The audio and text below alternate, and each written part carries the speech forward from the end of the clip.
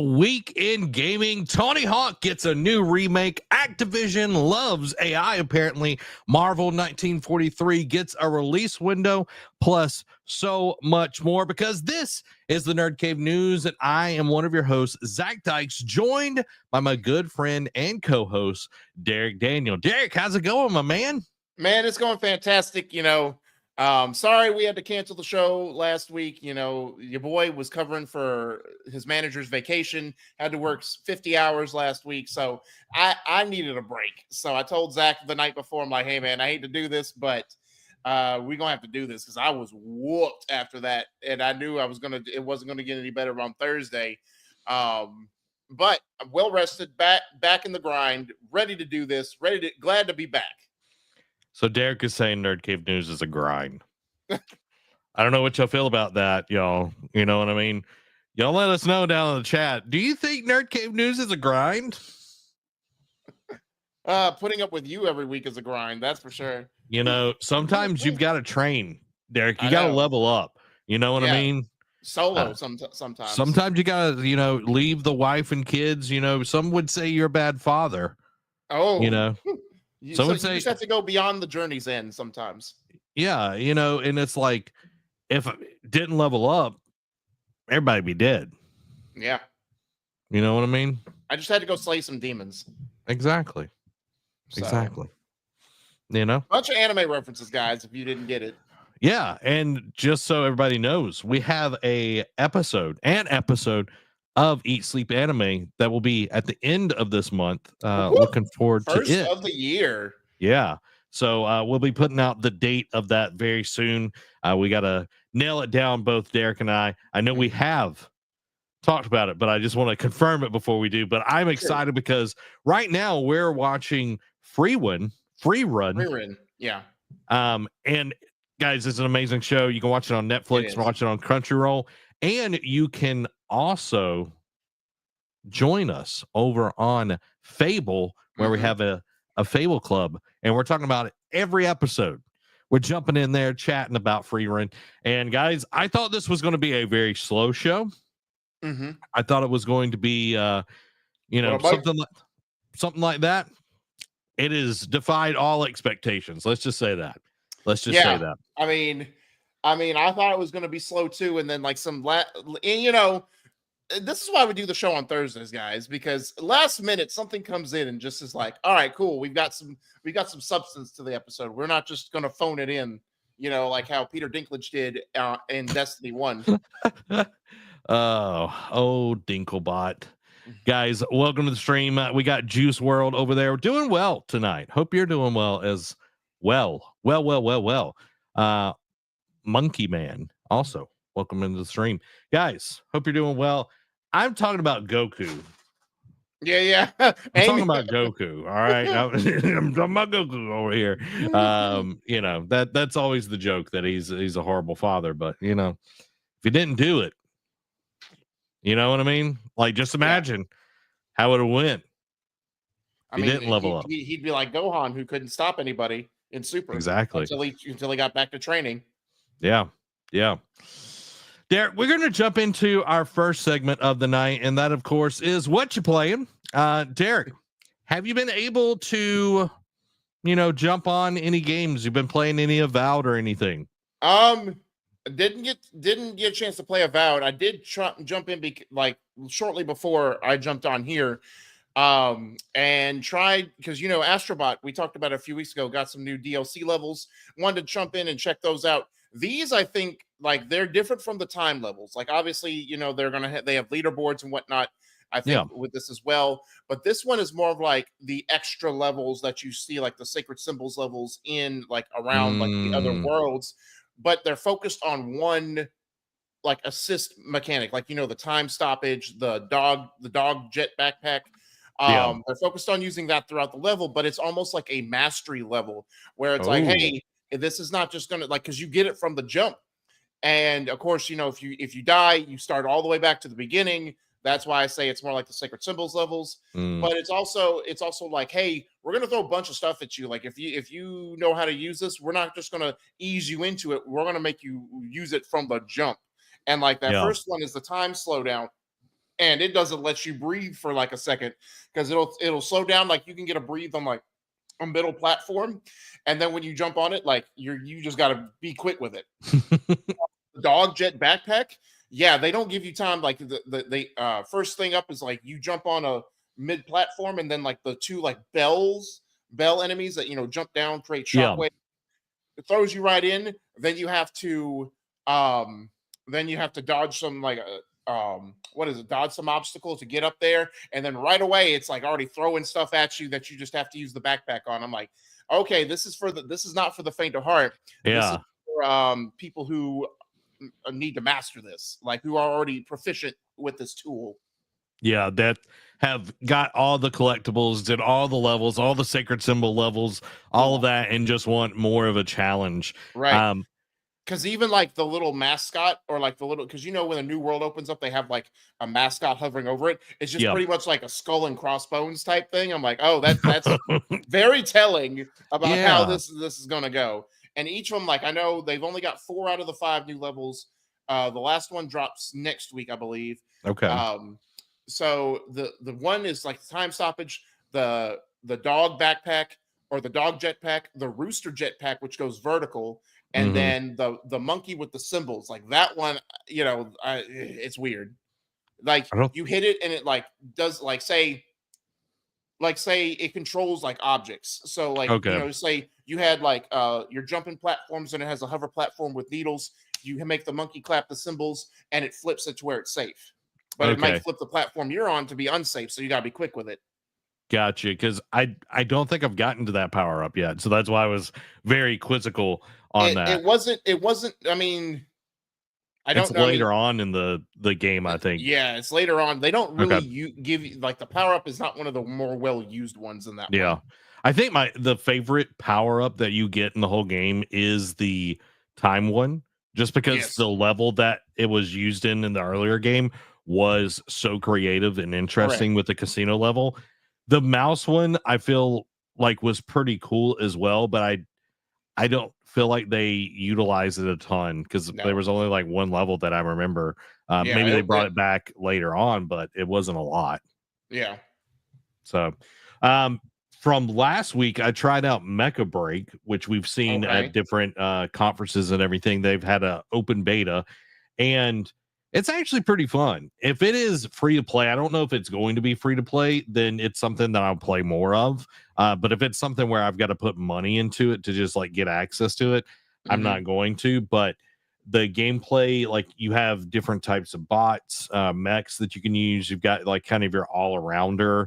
You've got your jet one. You've got your heavy arms type, and then you have the sniper one. And dude, it's you start out and it's like kind of a story, like to get you into like how the game works and everything, and then it goes into the multiplayer side of it, and it having different aspects and game types does make it pretty interesting. It feels like there's more variation compared to like Overwatch, but only has like a few different types of gameplay, but this one does have more with Mecha Break. And then last night or Tuesday night, I played more of Avowed. Got into more of it. Some things are kind of opening up into the game. I did get access to a blunderbuss kind of gun, and then like a flintlock pistol, which is powered by magic. You're essentially shooting magic out of it. It is pretty cool. I still don't know like where I land on Avowed. Like it is interesting. I feel like if I had more time, I think I would enjoy it more. If that makes sense. In other words, it's got redeeming qualities, but not enough to basically like, I get like it makes you chomp at the bit to want to play it all the time. Yeah, like I felt more like wanting to play Mecha Break than I did Avowed. Oh, got you. Just because like the gameplay loop was so interesting on Mecha Break, and I don't think I was really wanting. I don't know. I don't think I was wanting that big of an RPG where it's like all these quests popping up, all these people wanting stuff, and it's just like, man, I don't want to do your stupid quests. You know what I mean? Like, the main story though is pretty interesting, and so far, like, Kai is the only companion that I have right now, and I do like him.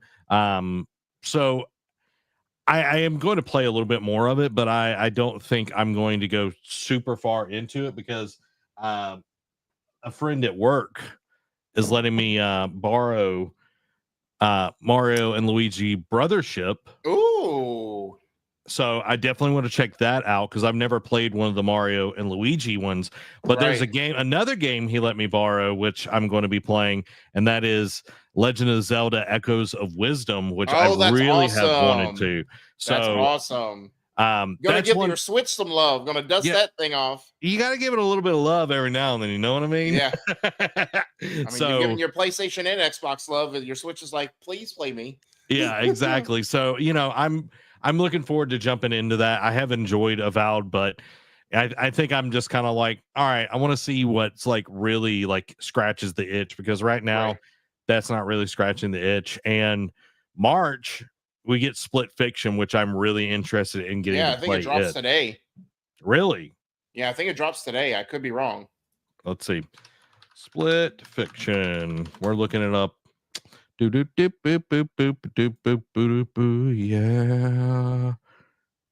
Where's the release date? I guess so. I'm not seeing a release date, so I guess it is already out. Yeah. It looks like we can play right now. March 6th. Yep. So that is today. So, boom. Drew over on the vertical side says, really think Echoes was just a money grab. Like, I've seen gameplay of it. It does look interesting. I want to experience it, and then I can give more of like a opinion on that. Yeah. An opinion on that. But because this isn't like the main Zelda developer. So like, I don't know if it's like, there are definitely money grabs within the gaming industry. Gollum is one of those, but I don't know if this is necessarily a money grab, in my opinion. But only time will tell, because I definitely want to play it. But as I go black over here, I faded to black, y'all. I've got too much stationery piling up on my ATEM and everything. But Drew, thank you for the comment, my man. So yeah, that brings us to our gaming discussion of the week. And first up, let's talk about Warner Brothers sucking. And we got some Warner Brother updates. We didn't get to talk about this last week, and I texted Derek and I was like, we've got to talk about this because yeah, it just feels like it's necessary. So Wonder Woman game has been canceled, partially due to huge failure of Suicide Squad and Multiverses. It also struggled to integrate the Nemesis system into the game.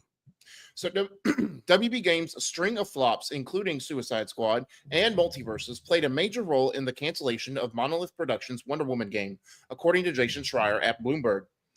On the Kind of Funny podcast, Schreier broke down how David Haddad's leadership at WB Games led to Monolith shifting from a new IP to Wonder Woman, struggling to implement the Nemesis system and eventually rebooting the project. But by the time WB was making decisions about Wonder Woman, the company had already suffered massive financial losses.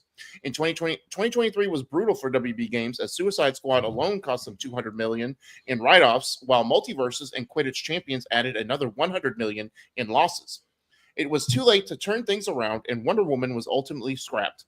Suicide Squad launched in February, of course, across all major platforms, marking a major shift for Rocksteady Studios as it abandoned its single-player roots in favor of a live service model, one that clearly didn't pay off. And of course, like, we'll get to this in a moment, it also resulted in WB shutting down several studios, including Monolith. So this... I know we talked about it several weeks ago about how they were trying to integrate the Nemesis system, and how we both agreed that it was weird that to do something like that for a type of game like Wonder Woman, like in the Middle Earth franchise, it made sense because you're an original character in that universe with thousands of enemies, you know, like you can, you know, where all the different orcs and trolls and whatnot could be unique and different. Yeah. And be in their own right. So it made sense. But in Wonder Woman, you have a set cast of characters. Like supposedly when I was reading this, they were also going to use the Nemesis system to create unique allies for Diana that she could recruit to her party. Yeah. So like a reverse Nemesis system. So that aspect would have been cool because if it takes place on Themyscira, like there's all the different Amazons on there that, you know, you could and warrior ladies that you could make use of, so that, you know, we really don't see. So that would have been a unique opportunity to create your own party of, you know, warriors that you could use to fight, you know, to fight the villains. But for the villain aspect, it made no sense to me because, again, she has a set rogues gallery, just like Batman, just like Superman, just like any superhero in a comic book universe. So that part would not have gelled for me. But also we saw the writing on the wall. Like Suicide Squad was the turning point, in essence. Like when you lose 200 million in write-offs because a live service game does not become successful, your days are numbered, as far, and like you're on basically a short leash as a studio. Now, of course, this just goes with the trend. Like, and you know, we talked about it at the end of the year, man. Like we saw more layoffs, but I had talked about, like, I think we're going to see more studio closures instead of just layoffs because of people just mismanaging money, people making stupid decisions, and leadership at the top just saying, just close it. We'll just start from scratch, brand new. So we're seeing, like, it's beginning of March, man, and we've seen how many studio closures over the last few months, like since the beginning of the year. It's been countless, essentially. And more have closed this week. We'll get to that. Sony essentially, another studio, I don't know if Sony owned them, but another studio that was involved with a Sony IP closed this week as well, essentially. So, but Monolith, I feel like, was too talented of a studio after the Middle Earth series to just outright close. I feel like they deserve to get one more shot. I mean, I know Rocksteady was up for Game of the Year awards when they did the Batman trilogy, but you know, it's like they are ultimately cost them way more money than Wonder Woman did, and they're still alive and kicking. Like, why would you not give Monolith that same courtesy, essentially? Like, I know their games didn't take the gaming industry by storm, but what they did with the Nemesis system and brought like new life to the Lord of the Rings IP should have been commended. I don't know. What are your thoughts? It's this interesting thing that is happening at WB because I feel like they don't know what they're doing. No, they're essentially becoming a Ubisoft. Yeah, and it's not just the gaming side of things. Like, we look at the cinematic universe and all of that. They did bring in James Gunn, but before they made that decision, they decided to put out the Flash movie, which utterly just did not perform because no one wanted that. Plus, no one wanted to go support something that had Ezra Miller in it with all of the stuff that was going on with them. And then you think about the Batgirl movie. That had, it was Michael pretty much Keaton done, and they scrapped it. They scrapped it, and you think about that, and it's like, well, that's interesting that we're getting more write-offs. Right. We are literally putting a loss on the books, and I'm like, okay, that's weird to scrap a movie that is like that much, right? And just write it off. And I'm like, okay. And then you see them put out something like Aquaman 2, which nobody really wanted because of the whole Amber Heard stuff, right? But then you see the gaming side of things where we get Gotham Knights. Didn't do that great. Wasn't really the game that anyone wanted. And we do like WB Montreal. We do think that they're a talented team, but I don't think Gotham Knights should have been put out. Like it should have been baked a little bit more or rethought, retooled. But we already know that there was a lot of issues there trying to get that game out.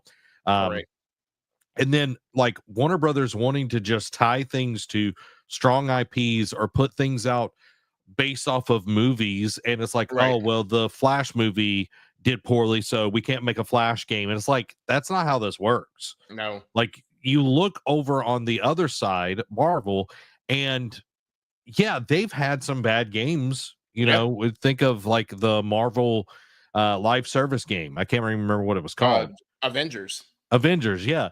Yeah. And you see that, and the story was okay, but it just didn't go, and it shuttered pretty, like within a Couple year or years. so. Yeah, about Yeah. say a year or two. But then you get something like Spider-Man 1, 2, and Miles Morales that just was amazing. And Correct. like the story is great. And then you also have Wolverine that people are just ready and clamoring for. Right. And then Warner Brothers themselves put out Legacy, Hogwarts Legacy, and blows just everything out of the water because people one of the wanted most that. selling games of 2023. It was the most selling game of 2023. And it's like because people wanted it. Nobody wanted Suicide Squad. Nobody wants to play as the Suicide Squad. I'm sorry if those are your favorite characters, but even like you think about Captain Boomerang, it's like, oh, am I going to get to use my boomerangs? No, you get a gun. Yeah. Kill a shark. Oh, yeah. Oh, guess what he has? A gun. Yeah, like he doesn't, you see him in the Flash CW show. He just is like a humanoid shark with hands and teeth.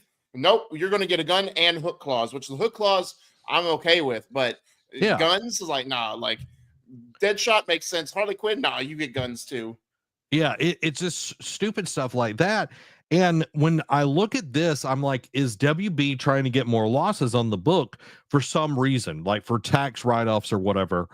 And I'm like, it's kind of looking that way. Yeah. Where they invest $100 million into Wonder Woman, knowing that 1984 did poor, like it was not a good movie. No. And then it's like, oh, we got to make a Wonder Woman game. And it's like, do you?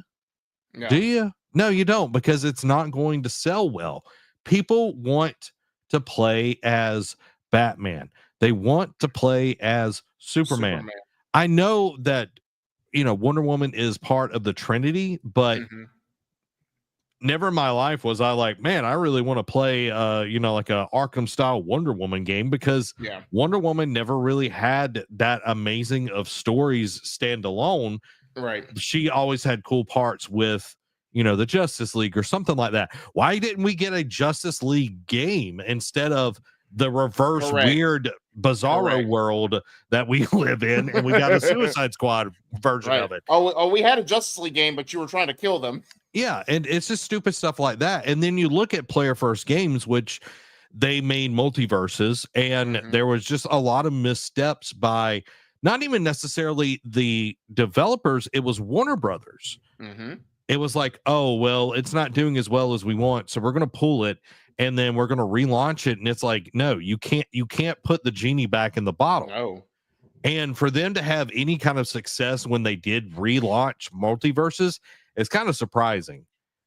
Exactly. Yeah, it's sort of like you should have just stayed the course. Like I get that it didn't take over the world via Smash Brothers like you wanted to, but that's not something like you should continue it and not just come back and go back to the drawing board and redesign it, or just like rethink it and just come back. And it's like, I think a lot of it has to do with like a lot of the changes people didn't want or they didn't deliver on, and people were just like, nah, I'll say you're not getting my money again. Sorry.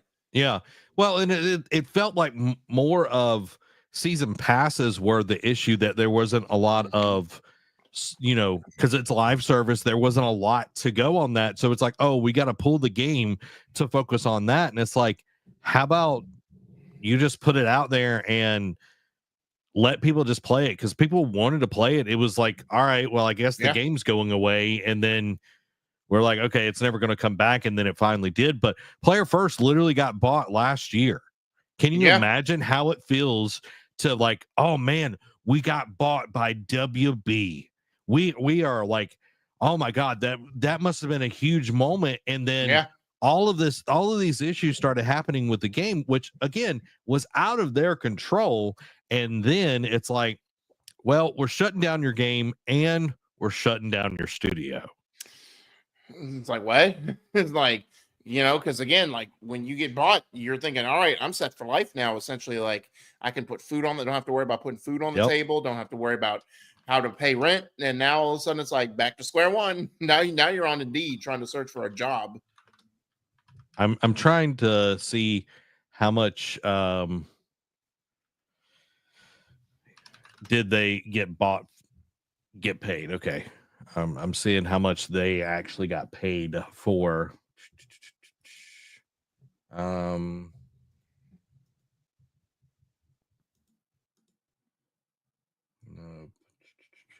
Sorry, I'm trying to see how much they got paid for this. Yeah. I'm not seeing it. But it's like you get bought and then boom, you're done. Like that's crazy. And then WB San Diego, which was more of like a support studio than like something that like WB Montreal or anything like that. My question is for you, Derek. I want to toss this over to you. Okay. Is Rocksteady next? That's the ultimate question, because again, I don't think in this state of the industry that we're in now, no one is safe.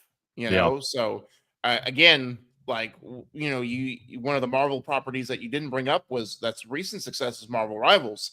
Marvel Rivals is killing it in terms of like and bringing back like MOBAs, essentially, like kind of bringing back that genre to life, or hero shooters essentially.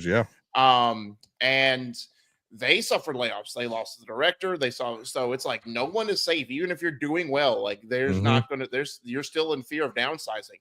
So, and we had kind of talked about this after, when we got up, like, oh, Rocksteady's probably going to go back to the well with a Batman Arkham game. It's not, again, it's in the realm of possibility to where if they go back to the well and it's not a story people want, or if the gameplay is not what people remember, or if it's just not a fun experience, they're gonna they already cost WB 200 million with Suicide Squad. They cost them, like, you got to imagine this Batman Arkham game is going to cost around that same cash flow. So if they cost them, essentially, let's just call it 400 or 500 million over a 2-game span, they're going to get canned. Like, they're going to be like, or at least sell them away. Like, they might try and make a profit off selling Rocksteady and just be like, hey, someone take this off our hands, because they're talented people. They just can't make the games we want out of them anymore. Yeah. And that brings me to my next question. And there's been a lot of rumors around this that Warner Brothers is wanting to sell off the gaming arm, the gaming division. Right. Do you see in the next 2 years that they cut the fat and then they sell Rocksteady, they sell NetherRealm, and this again is not IPs, these are just literally the development companies. Like, they're not getting the rights to Arkham or Mortal Kombat or Harry Potter or any of this kind of stuff. Do you see that potentially happening? It could, but then again, we'll find out in July, like, how well this new version of the DCU will be. Yeah. But James Gunn may have something to say of that. It's like, well, who's going to make our DC Universe video games? Like you guys have a plethora of studios that you can use that to make these ideas for these games. And if you sell your gaming division, how are we going to do this? Now, they could just do what the Marvel route goes to. And like, because Marvel tied themselves to EA and then said, hey, this is not working with your Star Wars ideas, with anything. So we're going to branch away and just give it to anyone who wants to make who has a good pitch for a whatever game. They could do that as well. But, you would want to think that if you are WB and you own this plethora of superhero comic book IP, that you would want to keep it in-house. Yeah, but then you negate the risk. Also true. Just like, look at Marvel with Spider-Man, even Marvel Rivals. It's like, okay, we're going to let you use our IP. These are the rules of the IP, all of this kind of stuff. You have to, fit into that. And then you have to pay us a percentage of each sale to rent our license for this game. And that right there is like, no overhead cost. They're not putting themselves like over the barrel or anything. And I see that as a better way of doing it, because think about this might even go to Drew's comment here. Things are getting tight. Really hope we avoid another 2008. I remember when Disney had a gaming division and they had like the Dreamlight. They had essentially the Skylanders version of Disney and everything. And like it just never really took off, and they were bleeding money, and then they closed their gaming side, and then just started they went with EA, with Star Wars and everything, Mhm. and then got out of that deal. And it's like, do these big companies with these very polished IPs need to own the game divisions, or because Mm. you could either have a Hogwarts Legacy, which is Mhm. amazing, Right. or you could have a Suicide Squad kill the Justice League. Mm. It's like, which do you want, the good and the bad? Are you really willing to risk it for the biscuit? You know what I Right. mean? Right. So, because you even see Sony kind of making that pivot, right? They didn't want Dreams, but then when Jim Ryan stepped in and said, "Oh, we're doing live service games," and then uh, Last of Us didn't even see the light of day, Yeah. and Concord got killed off after 2 weeks, and then now they're all like saying, "Oh, let's go back to single player games. Let's not What? put the They cart, work? yeah, right. It's crazy. Especially a platformer game that just won Game of the Year last year. But Yeah. I digress. Um, I That also is a thing. And me personally, I think when James Gunn came out and said, "Oh, video games are going to be part of our universe," I think that was the wrong move. I think that ties you Yep. to a pole that you don't want to be hindered to for the rest of your career. Like, just stick to movies and TV shows. Like, just do what Yeah. Marvel's doing, essentially. Yeah. But I can see that too. The problem is like when you have a successful IP like Hogwarts Legacy, who would take up that mantle to do it? I guess they would still stay with that same studio, but where would the Mhm. studio, like, with this, depending on who the studio gets bought from, will they let them have that same creative vision? Yeah. I'm not sure like what they will do on that. But I just look at how Marvel has done, like with Insomniac, and Yeah. it's like, it feels like Spider-Man. It doesn't feel like it has been put through the ringer of all of the shareholders and chipping away at what the vision is of what this story and how Right. this game is supposed to feel, camel by committee. And those games have sold amazingly well. People love them. They've been just kind of critically acclaimed. And it's like, they want this. And if Yeah. they could have a Marvel Rivals, they totally would.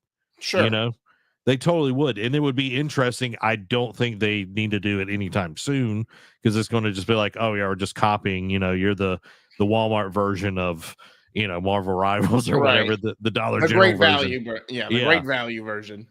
But it's just sad to see Monolith, which, of course, did the Mordor games and did, Mhm. created Fear, which was a pretty big seller and a big change to the horror genre back in like the Right. early 2000s and everything. But WB still owns the rights to the Nemesis system till like 2036 or something like that. Yeah. So for another 10 years, it's ridiculous. Yeah. And it's like, I love Batman. Batman's my favorite superhero, him and Mhm. Spider-Man, just because Rogues Galleries are amazing. Right. But it's like, how many Arkham games can we get? You know what I mean? Like, Batman has amazing stories, but it's like eventually that gets a little boring. Right. If they So didn't reimagine God of War when he went to the Norse trilogy, right. it would have been boring. It would have been Ascension all over again. Yeah. Oh my god. We don't talk about that game. Hero advisories, that's the generic Marvel rival. And adversaries, Nice. hero adversaries, that's what oh my god, that's funny, Dan. All right, well, any other things you want to mention while we're on this before we move to the next topic, Derek? Nope. Just thoughts and prayers out to the people who are affected by all this. Hope they land on their feet real quick. Yeah, it's sad. You know what else is sad? Activision. Activision is using AI ads to gauge interest in potential new Crash Bandicoot, Guitar Hero, and Call of Duty releases. So, the games industry is fully embracing generative AI, whether we like it or not. Reports from last summer already confirmed that developers at Riot, Activision, and EA were being pushed to use AI tools. and GDC's annual survey showed that over half of the devs surveyed are working at studios actively using them. Activision has been leading the charge, using AI to generate cosmetics in Call of Duty Modern Warfare 3, and thanks to Steam's new disclosure policies admitting that Black Ops 6 also used generative AI. Now, Activision is taking things even further, using AI-generated cover art for fake games, posting them on social media, and monitoring reactions to see if they should actually develop them. VGC also caught these AI-generated ads for non-existent titles like Guitar Hero Mobile, Call of Duty Zombie Defender, and Crash Bandicoot Brawl. The X user, XD Guap, exposed the scheme, recording their screen as they attempted to download one of these games instead of an actual game, and they were met with this message: "Thanks for your interest. This isn't a real game, but could be someday. We'd love if you could answer this short survey, which could help inform the potential future of this game. Your feedback really matters to us." It's already frustrating enough trying to navigate the sea of AI-generated fake game covers flooding the internet, and now we have to deal with major publishers throwing more AI-generated trademarked content into the mix. The fact that Activision is so eager to use generative AI in every possible way makes it clear that they see AI not just as a tool, but as a replacement for actual creative work. First thing off the bat, man, is they, in a world of filters where people get catfished left and right, it's one thing in the dating scene, but we don't need to be catfished about video games. We get enough fake GTA 6 screenshots like before it actually got unveiled. We got to, insert whatever game. Like, I'm sure, the next God of War's already got fake screenshots and fake, cover art. Like, we get enough of that. Like, back in the day, I remember when the PS3 used to look like an orb. Before it got unveiled like that, and then the controller looked like this weird oblong banana. In a world where we already have that, and you can make an argument. It's like, oh, we've already had that. You need to discern fake from reality type thing. But at the same time, when you're using ads, that is way more invasive. And it's like, oh, cool, let me check this out. Especially for the X user who's like, oh man, a new Guitar Hero game. Haven't had one in 10 years, essentially. Let me see what this is about. Sorry, not a real game. But if you keep hope alive, it could be. And it's like, now you lost my interest. Now I hope we don't get another one because you're a jerk. Yeah. And like, I understand doing market research. I totally understand that. And I think there's other ways to do that. There's other ways to do that. Like, I've seen people, it's like, okay, I'm writing a book, and here are some potential topics that I could write the book about. What would you want to see? Right. That is not like, you are not getting hoodwinked into, oh, new Guitar Hero or new Tony Hawk, new Call of Duty, whatever it is. It's like, okay, it just seems a little slimy. And I know we've talked a lot about AI and all of that. I use AI every flipping day. Yeah. We even use AI for this show to kind of break down the articles into more bite-sized things, just so we're not rattling off for 10 minutes reading some of these articles, because my God, some of them are beefy boys. But when you really think about it, it's like these companies are looking for ways to negate cost, and the biggest cost for any company, I don't care what company it is payroll. Your human capital is your biggest cost for any company. And Activision, Blizzard, Ubisoft, all of these companies are looking for ways to, oh, well, I can get rid of 10 people and then have this one person use AI to make up for that workload. Yeah. That's what they're trying to do. It's like, oh, well, if, Jan can use AI and use it effectively, I can keep Jan on, but I could get rid of 3 people. And that, am I going to pay Jan more? No. Why would I do that? Yeah. Why would I do that? That's hurting my bottom line. And that's just the reality of the world right now. And AI is getting more and more believable every day. Like, I'm seeing more and more stuff. Just the leap from last year to this year is crazy with what has been able to do with AI and everything. And the more you train it, the smarter it gets. It's crazy. Skynet is going to be online before we know it. You took the words out of my mouth. We're one step closer to Skynet, man. And the writing side of it, Ubisoft has already been using it for NPCs, like not major NPCs in games, but to write their dialogue and everything. And then we look at the finals, all of the dialogue, all of the announcers, and all of that is AI. Yep. So, and again, it has its uses, but this is one of those where it's like, this is why people are against it, heavily against it. You know what I mean? Like, it's just not good. It's false advertising, and like it could lead to, even though I think it was a stupid lawsuit to do this, but could lead to a Red Bull lawsuit. You know what I mean? Where like it's like, oh, Red Bull gives you wings, and then it's like, no, it doesn't. And then they just pretty much just took the slogan and just added a third eye. It's like, wings with a third eye can't do anything. Yeah, what is this that? One. Right. And with this one, it's like you could be like, oh, like, because what if someone, not saying Activision would do this, but let's say other companies do this, right? And they create an ad for a fake game. It's like, all right, put your money toward this Kickstarter program, wink, wink. And then all of a sudden you're out that money because, oh, the game was never real. It's just a generative AI campaign that we did that just happened to ask for money, you know, and then it's like, all right, now we're going to sue you for our money back. I could see a lot of scammers doing that. Oh, for sure. It's like, hey, early access to the new blah, blah, blah. It could be the, early access to GTA 6. Right. And no matter how fast people act and get that taken down, there's already money that is lost. Already people getting swindled and everything. And it's like, we would like to think that we're smart enough to catch all of this, but people, like, if there's a way to steal money, people are going to figure out a way to steal it. Correct.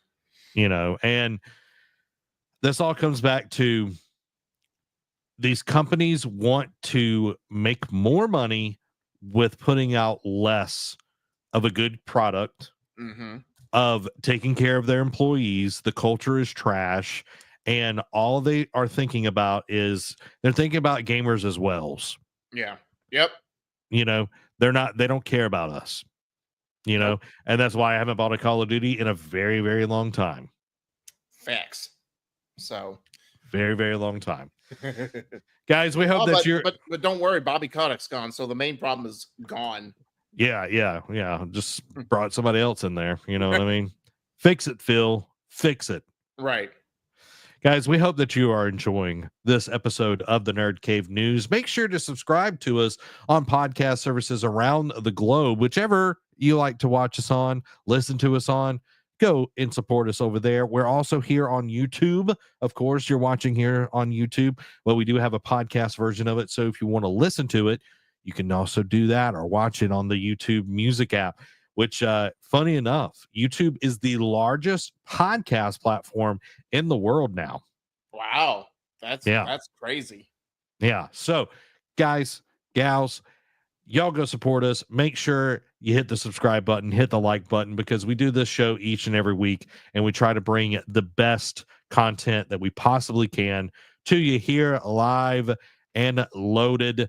Just like our next story, Marvel 1943 Rise of Hydra release window has been narrowed down by voice actor. So Skydance New Media's upcoming Marvel 1943 Rise of Hydra is aiming for a Christmas 2025 release, at least according to Kari Payton, the voice of Black Panther in the game. In a conversation with the direct's Ruiz Milheim at Multicon in LA, Payton confirmed that the game is still in deep in development, and gave some insight into what it means to him to take on the role of Black Panther. Quote, "We're still working. We're planning on 2025. We're thinking like a Christmas situation, but I'm so excited." He also talked about how surreal it is to step into the role, especially as someone who grew up dreaming of being Black Panther. Seeing Chadwick Boseman's portrayals on the big screen only made the opportunity even more meaningful.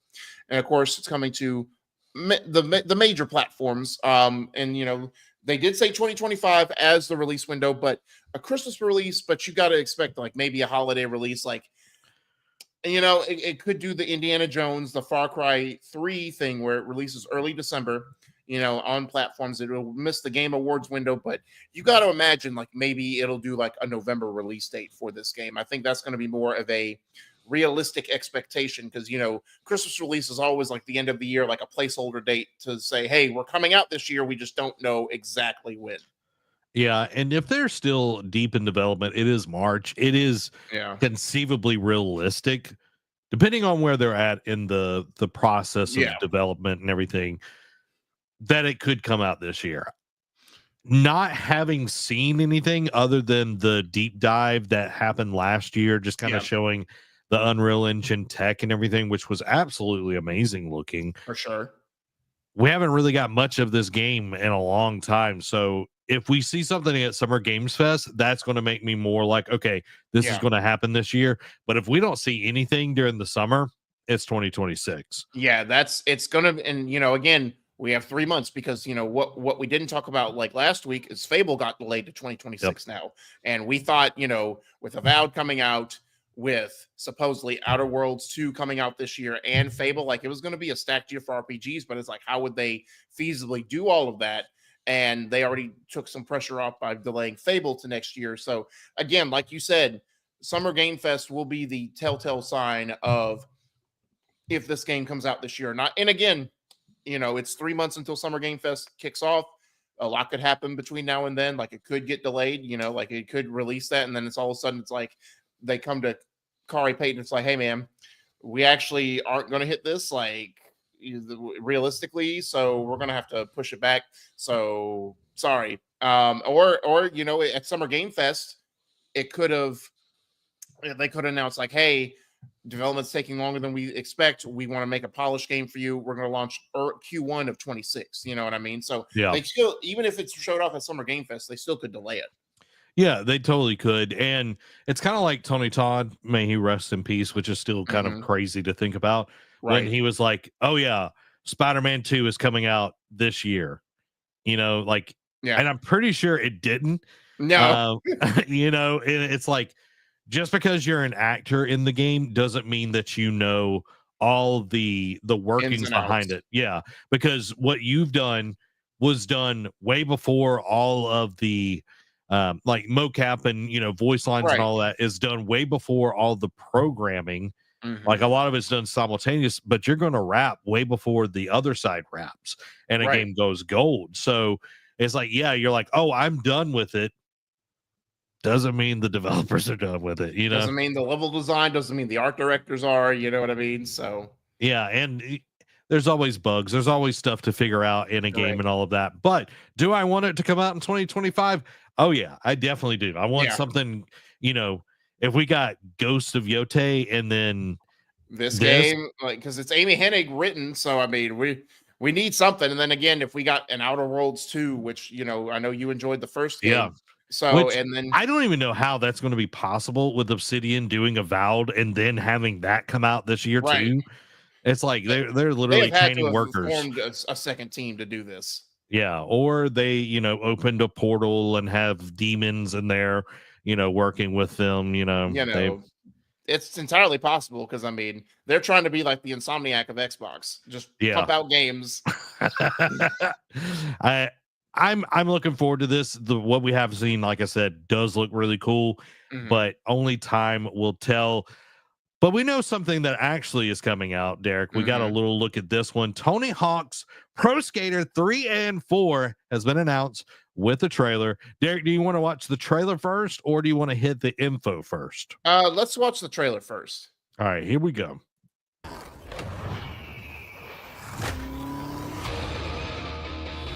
Oh, I remember getting to like hold on to the back of the car and all of that. Oh man, I'm so stoked. Looks so good, man.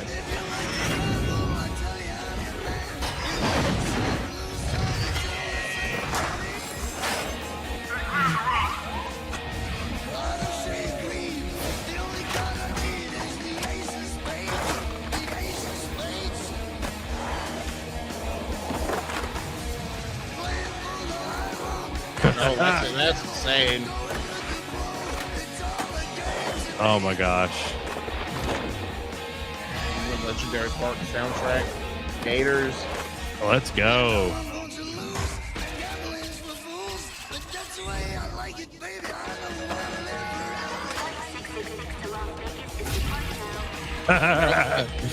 That's not Sam Terry. Oh man, the ship. I'm seeing a lot of 3. I'm not seeing a lot of 4. Maybe we're jumping into 4 now. Well, no, this is supposedly a brand new level. Oh, okay. Yeah, I'm still like July 11th. And then you get to play as Doom and someone from Rage. That's insane. Yeah. So Derek, run us through all the cool announcements that they gave us. So Tony Hawk's Pro Skater 3+4 is happening, bringing the classic games to modern platforms with Iron Galaxy handling development. Like Pro Skater 1+2 remasters, expect updated graphics, smooth gameplay, and all the original skate parks, plus a new water park level, and probably more to come. The skater lineup includes returning pros and newcomers like Raisa Leal, Chloe Cavell, Jamie Foy, Zion Wright, and Yuto Horigome. The soundtrack mixes classic tracks with new ones, including Amoeba from Adolescence, Ace of Spades from Motorhead, and Mass Appeal from Gangstar. Cross-platform online multiplayer supports up to 8 players, and Create a Park mode is back, letting you design and share custom skate parks. Of course, as we saw in the trailer, 3+4 drops July 11th on all major platforms with day one availability on Xbox Game Pass, which that is huge. Ooh. Standard edition will run you $50. The deluxe edition will be $70, which includes the Doom Slayer skins, exclusive decks, and bonus songs. The collector's edition, which is $130, is all the deluxe edition offers, plus a Birdhouse skate deck. And pre-order now for early access to a demo. And if this sticks the landing like 1 and 2 did, we're in for another banger. Dude, I loved 1 and 2. So I know you did. Like I played the mess out of 1 and 2. So like getting this, like hearing this announcement this week, I was just like, oh yeah. Oh yeah. Like 4 is one of my favorites. And if this continues to do well, we might get Underground 1 and 2, which I think are some of the best ones for them. But dude, I'm looking forward to this a lot. What are your thoughts on it? I mean, I've never grew up playing it. I always watched like other people play it, like that I went to high school with. Like I know Cliff was very big on this whole Tony Hawk's like game kick. So I know he played 1 and 2 remaster when it came out. I'm sure he'll get 3 and 4, but it's huge. It's just reaffirming that, hey, we messed up with Tony Hawk's Pro Skater 5. Let's bring back the classics and do it right by the fans of Tony Hawk. Yeah. Do you think we get, after 3 and 4, do you think we get a 5 that actually doesn't suck? Or do you think they go Underground and then American Wasteland?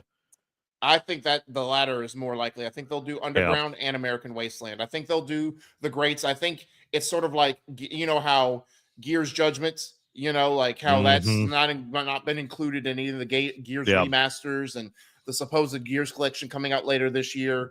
That's not talked about, just like God of War Ascension is probably not going to be, you know, in a God of War 20th anniversary thing. So I think they're just going to let 5 be not remembered. Like they don't want to open that old wound.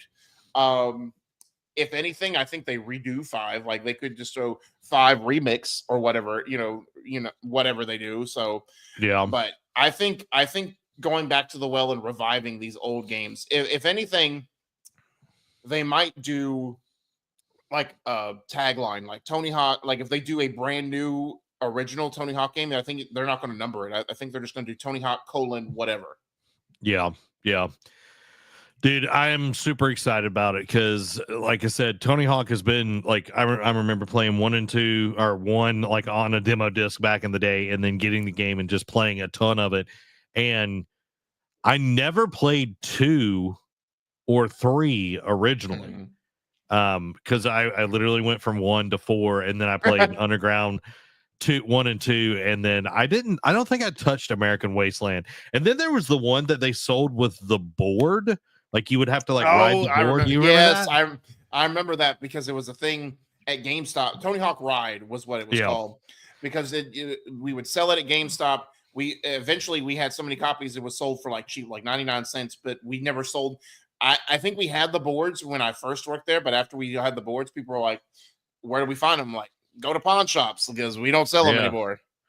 Well, and it's like that was the era of peripheries, like the Yes, Rock the Band, Connect, all of yeah, that junk, and it's like I hope we don't get to that again ever with any of these. So, no, but yeah, I'm super stoked. I was like, this was not on my bingo card for this year, getting another Tony Hawk, because they had talked about it, and then it was like, we're not going to do it, and I was like, okay, well, I guess it didn't make really a ton of yeah. sense that they weren't going to do it, but now they are. So I'm a very, very happy man. Just And like you. July, middle of the year, perfect time. Like not other than college football, nothing else is coming out. So Yeah. Well, I'd rather play this than college football. I'm gonna just be honest, Derek. we'll see. Let's see. They announced that they haven't even shown gameplay. Let's be fair. I'm gonna just be honest, Derek. From 1 and 2 Mm-hmm. to college football, I had way better experience with 1 and 2. Tony Hawk Okay. 1 and 2. Just saying. And somebody bought it on Xbox, so I had to buy it myself last year. So, talking about college football. Oh yeah. Well, I mean, this one will come to Game Pass. Well, not college football, but Tony Hawk. So I know that's exciting. That is very exciting. You know what else is exciting, Derek? the quick hits. The Patreon Quick Hits. And you can become a patron and support the Patreon Quick Hits by going over and getting your very own NerdCave membership. All you have to do is go over to patreon.com/nerdcave and pick a tier that fits best for you. You can pick the highest tier, you can pick the lowest tier, whichever fits with your wallet. That's totally fine with us. And if you've got no bucks to toss, that's okay as well, because we do have a free tier there. So you get to check out all the cool stuff that we have over there on our Patreon. Go again to patreon.com/nerdcave. Help support this 1.5 person business, because it helps us keep the lights and mics on. It helps us be able to dedicate time to do this show and the other shows that we do, Eat Sleep Anime. We've got a ton of cool stuff here on the channel. So definitely go check out our Patreon and go support us so you can become part of the ship, part of the crew. Now, Derek, take it away with the Patreon Quick Hits. First up, Sony announces the PlayStation VR 2 price cut starting this month and will retail for $400. Rumor, Indiana Jones and the Great Circle PS5 release set for April. Following that, Forza Horizon 5 drifts onto PS5 on April 25th. Following that, Forza Horizon 5 physical release on PS5 is not in the cards, apparently, so it will be a digital-only purchase. Forza Horizon 5 has been topping PlayStation Store pre-order charts in multiple regions. Hazelight Studios' Joseph Ferris says, quote, "We will never have microtransactions. Good for you." The Witcher 4 director denies that series character model has been changed since the reveal trailer. Monster Hunter Wilds title update 1 set for early April. It will bring fresh challenges and new places to gather. Scrap Twisted Metal reboot was reportedly a battle royale game with third-person shooting. Just bring back Twisted Metal as it should be. Don't do this crap into it, but I digress. Rumor, Call of Duty 2025 may not be exclusive to current gen consoles. Visions of Mana co-director's new studio is designed to protect creators. Death Stranding 2 on the beach is to feature varied environments filled with secrets and with exciting and adaptable combat. Rockstar buys GTA The Trilogy, the definitive edition dev, and renames it Rockstar Australia. Steam tops 40 million concurrent players for the first time thanks to Monster Hunter Wilds. Streamer secures full combo for the most infamous Guitar Hero song at 200% speed. Frostpunk 2 console version gets summer 2025 release window. Final Fantasy XIV's Yoshi P is no longer on Square Enix's board of directors. Ex-Bungie lead designer Chris Proctor is now a design director at Guerrilla Games. Still Wakes the Deep publisher Secret Mode goes independent, while the co-founders buy out Tencent subsidiary. Call of Duty Black Ops 6 and Warzone Season 3 have been delayed, and now players have to wait until April to drop back into Verdansk. Monster Hunter Wilds sales have reached 8 million in 3 days, setting a new record for Capcom. Following that, Monster Hunter producer Ryozo Sugimoto has been promoted to oversee all of Capcom's development divisions. Rumor, Gears of War collection set for a June reveal and will hit PS5 on day one. So same as whenever the Xbox version drops and the PC version, PS5 will hit the same day. Following that update, Gears collection to have a PS5 Pro support, but no PvP multiplayer features. That's a unique one, and I hope that's not true. Assassin's Creed Shadows main story is 30 to 40 hours long, and Ubisoft is looking into New Game Plus based on user feedback. Following that, Assassin's Creed Shadows is adding a menu option for guaranteed one-shot assassinations. Delta Force on console has been delayed out of its Q1 2025 release window. Sony announces new beta program at PlayStation Initiative, where players can register to potentially test new PC and PS5 features. PlayStation Visual Arts team reportedly hit by layoffs amidst game cancellations. Sega plans more investment in studios behind Like a Dragon, Sonic, and Persona, but will have fewer new titles for the next fiscal year. Rumor, Marathon pre-order bonuses appear on Steam backend. And another analyst warns that GTA 6 could be priced at $100. Until Dawn remake dev Ballistic Moon is reportedly effectively closed after suffering another round of layoffs. And finally, WWE 2K25 DLC pack lineup revealed includes Chris Sabin, Abyss, Jesse Ventura, and more. What if they had Nick Saban? I know, right? I don't know who Chris Sabin is. But I think this is a lot of like TNA, like independent wrestlers. Now, like, Jesse Ventura is back in like Hulk Hogan era. If you watch The Predator, he was in the Predator movie, the first one. Okay. Yeah, and he was also the governor of Texas at one point. Interesting. Yeah. So yeah, he was a big wrestler, and then he was like color commentary for a really long time with WWE before they went, or sorry, WWF back in the day. You know, now it's before WWE. The World Wildlife Foundation came for them. Yeah, it's like can't escape them. They got pandas, right? Yeah, they got pandas. So yeah, Derek, a lot of good stuff, a lot of cool things going on, a lot of sad things as well in there, but it is nice to see more companies buying themselves out from these bigger corporations that will shutter them or whatever, and then creating their own studios to foster the culture of creatives being safe. I think that's really important, because eventually we're just going to get regurgitated junk over and over, and you can kind of see that somewhat in the industry right now. But it's going to be like when every movie that Hollywood put out was a Western, back in the day, where it was just like the same junk, kind of like superhero movies has been. It's just like it's the same junk over and over again. So hopefully we'll see more cool things coming from the indie space, and just give me more Sea of Stars. That's all I really want when it comes down to it all. And Ghost of Yote, Yeah. I'd be a happy man, Derek. I'd be a very happy man if I got both of those. Breaking news, Ghost of Yote has been canceled. I'm kidding. I will You'll drive to Sony. You'll go find you'll drag Shuhei Yoshida with you and be like, you're coming out of retirement. Come back here. Yeah, I'm making you the head of all of this, and I'm going to get Reggie Fils-Aimé as well. There you go. And the power of both of them, there's no way it can fail, y'all. No way it can fail. Well, there you have it, everybody. That is this episode of the Nerd Cave News. If you liked it, make sure to hit the like button and subscribe on the platform that you're watching on. We'll be live again next Tuesday playing some more video games, and we'll be bringing you more Nerd Cave News next week at 7 p.m. Central Time here on YouTube and all the podcast services around the globe. This has been Zach and Derek. You have a blessed week. Bye-bye.